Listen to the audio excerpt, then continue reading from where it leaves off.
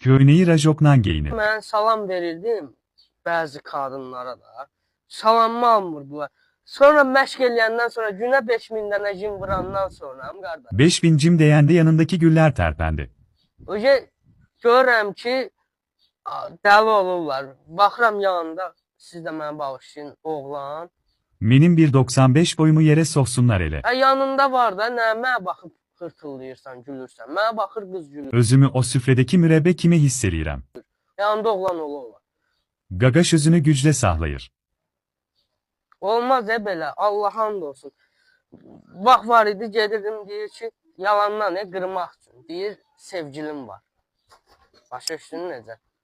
Amma məşq eləyəndən sonra, əzəllər gələndən sonra özümə inam da gəldi. Həm görürəm ki sevgilisinin yanında mənə xod eləyir.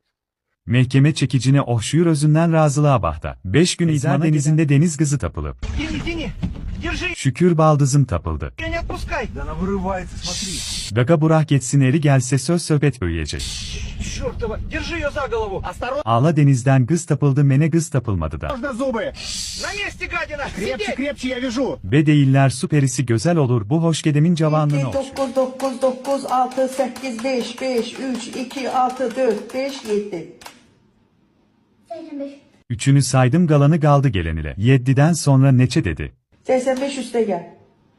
79 84 16 35 72 Uşak sudurga geçirecek biraz da direşse. 88. 459. Bu da halhın uşağı. 459 üste gel. 146 975 622 344. 2546. Süpersen. Men dominoda elimde galan daşları sayabilmirəm. Sabahtan gel kalkilyat uşak derse gedir yoksa dünya seyahatine. Oğlum üçün Türk liseyinə aparmağa azuqə hazırlayıram. O çox sevdiyinə görə kruvasanı kəsirəm, arasına incə bir pendir təbəqəsi çəkirəm, qara ikra və qızıl balıqdan bir dilim qoyuram. Her seher durup ikra yemesem ite dönürəm de. Sonra xiyar, Bayaktan uşakla bahıram uşak bir dene hiyarı tanıdı. avokado doğrayıram. Avokado nedi? O çox sevir belə yeməkləri və tək istifadəli qablara qoyuram.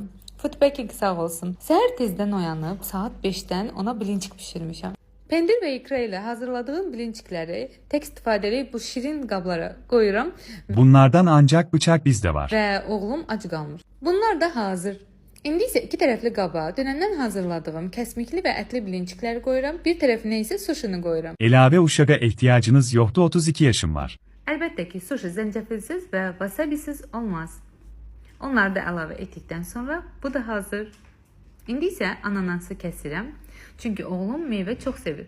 Və ananas kivini iki tərəfli qabı bir tərəfinə qoyuram. Bir tərəfinə isə şirniyyatı çox sevdiyinə görə makarons, kiçik kukilər və M&M's. Sen saydıklarından evde yalnız uşak var. Bir dene nol 5 çatışmır.